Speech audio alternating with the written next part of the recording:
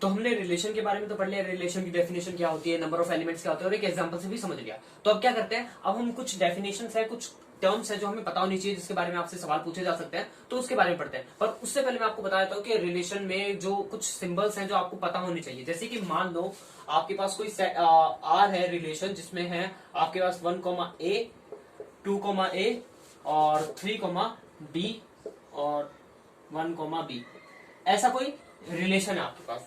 ठीक है, तो आप इसको लिख कैसे सकते हो, 1R A 2R A, ये भी रिप्रेजेंटेशन है। आपसे क्वेश्चन में इस तरीके से भी पूछा जा सकता है कि आपके पास एक सेट दे दिया, क्रॉस प्रोडक्ट दे दिया, और उसके बाद आपको कोई फंक्शन दे देंगे, रिलेशन के अंदर कोई स्टैब्लिश फंक्शन दे देंगे, जिसके बाद आपको बोल देंगे क्या ये रिलेशन है, क्या ये चीज रिलेशन में बिलोंग करती है। इसका मतलब क्या होगा, 2, A जो है, इसका मतलब क्या होता है, इसका मतलब होता है 2, A जो है ना, वो रिलेशन में बिलोंग करता है। इस रिलेशन मतलब क्या है, इसमें। तो आपको क्या करना पड़ेगा, आपको उस रिलेशन के हिसाब से पहले पूरा रोस्टर फॉर्म में एलिमेंट्स निकालने पड़ेंगे। रोस्टर और सेट बिल्डर फॉर्म में इसलिए नहीं बता रहा क्योंकि आपको पता है, सेट में मैंने सब कुछ बता रखा है कि रोस्टर फॉर्म और सेट बिल्डर फॉर्म क्या होती है। आपको बस कार्टेशियन प्रोडक्ट में से एलिमेंट्स को उठा के पुट करना है, ठीक है। और यहाँ पे इसका मतलब क्या होगा कि 2 रिलेशन है A के साथ, मतलब कि 2, A बिलोंग्स टू R।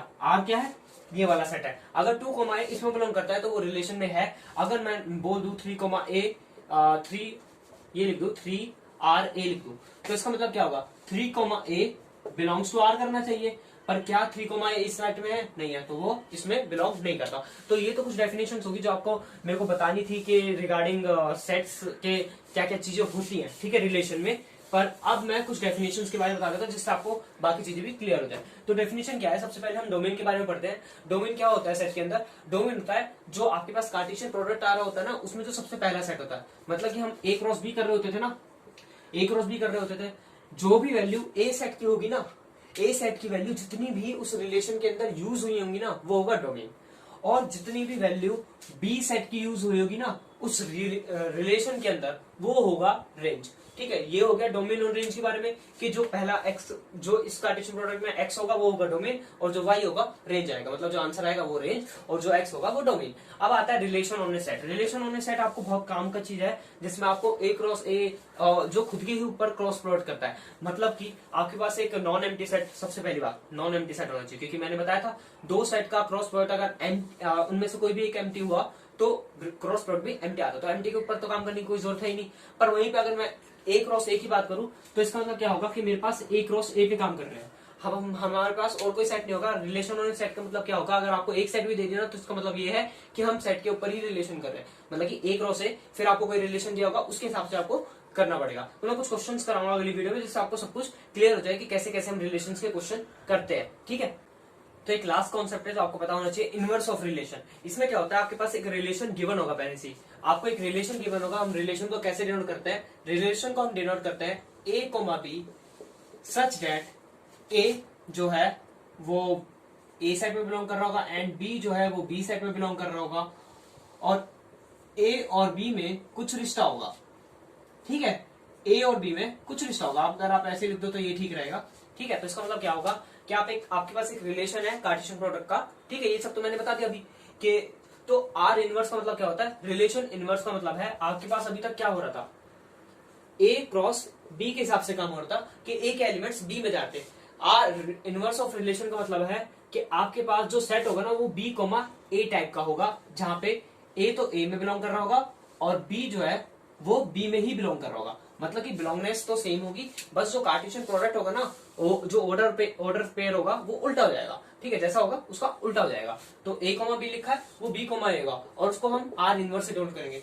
इसको गलती से भी आर इनवर्स को 1 में आर मत समझ लेना, ये एक अलग कॉन्सेप्ट है, ठीक है। ये हमारे पास एक सेट की डेफिनेशन दी है, एक रिप्रेजेंटेशन है कि जैसे आपको जिस नाम से बुलाया जाता है उस हिसाब से हमने इनवर्स ऑफ रिलेशन को आर इनवर्स के नाम से B, A such that A में बिलोंग करता है, B में बिलोंग करता है, इस तरीके से इनवर्स ऑफ रिलेशन बताया। तो रिलेशन तो पता होगा, जस्ट ऑर्डर पेयर को उल्टा कर दो वो इनवर्स ऑफ रिलेशन बन जाएगा, ठीक है। यही कॉन्सेप्ट है इसके इनवर्स ऑफ रिलेशन के बारे में। क्वेश्चन और कर लेते हैं जिससे आपको सब कुछ समझ आ जाए। तो क्वेश्चन क्या है, मेरे पास एक रिलेशन है A to B इस तरीके से कि A सेट तो ये है, B सेट ये है। रिलेशन क्या स्टैब्लिश किया हमारे पास, एक्स को वाई रिलेशन में बिलोंग करता होगा जब एक्स वाई को डिवाइड करता है, जैसे अभी हमने क्वेश्चन कहा था उसी के हिसाब से। ठीक है, तो हमें डोमेन, रेंज, आर और आर इनवर्स निकालना है। ये मैं सोच रहा हूँ मैं खाली एक एग्जांपल करूंगा, मैं अगली वीडियो में आपको एक एग्जांपल का पूरा एक वीडियो बना के भेजूंगा जिससे आपको सबको समझ आ जाए। तो क्या करना है हमारे पास, डोमेन, रेंज, आर और आर इनवर्स निकालना। तो सबसे पहले हमें क्या निकालना होगा, आर तो निकले, बाद में डोमेन रेंज की बात करेंगे। तो आर की बात करते हैं, तो आर क्या निकलेगा, आर को हमें रोस्टर फॉर्म में लिखना है। तो इस तरीके से कि हमारे पास ए टू बी सेट है, मतलब कि मेरे पास ए क्रॉस बी का काम हो रहा है, तो मेरे को इस तरीके से आपको स्टैब्लिश करना है रिलेशन। तो आपको ए से बी में जाना है इस तरीके से कि एक्स जो है वाई को डिवाइड करते हैं, मतलब कि वाई डिवाइडेड बाई एक्स को रिमाइंडर 0 आना चाहिए। अब देखते हैं, हमने सबसे पहले उठाया 2 ए सेट का, तो 2 उठाया, तो 2 को उठाया, 2 क्या 3 को डिवाइड कर रहा है, नहीं कर रहा। 2 क्या 6 को डिवाइड कर रहा है, बिल्कुल कर रहा है। 2 7 को डिवाइड कर रहा है, नहीं कर रहा। 2 10 को डिवाइड कर रहा है, बिल्कुल कर रहा है। तो ये दोनों तो आ गए 2 के। ठीक है, अब ए सेट का पहला एलिमेंट कंप्लीट हो गया। अब दूसरे सेट पे जाएंगे, 4 इसको डिवाइड कर रहा है, 3 को नहीं, 6 को नहीं, 7 को नहीं, 10 को नहीं कर रहा, तो 4 का कोई सेट नहीं आएगा। अब 3 पे जाते हैं, क्या 3 3 को डिवाइड कर रहा है, बिल्कुल कर रहा है। 3 6 को डिवाइड कर रहा है, बिल्कुल कर रहा है। क्या 3 7 और 10 को डिवाइड कर रहा है, नहीं कर रहा ना, तो उसको छोड़ दो, बस और कोई काम नहीं आएगा। 5 की बात करते हैं, 5 को अगर इस पे जाए तो 5 3 को डिवाइड कर रहा है, नहीं 7 को 6 को डिवाइड नहीं कर रहा, 7 को डिवाइड नहीं कर रहा, पर 10 को डिवाइड कर रहा है, तो 5 10। तो इसमें वो एलिमेंट्स आ गए जो इस रिलेशन को स्टैब्लिश कर रहे हैं। तो ये तो आर आ गया। अब डोमेन निकालते हैं। ठीक है,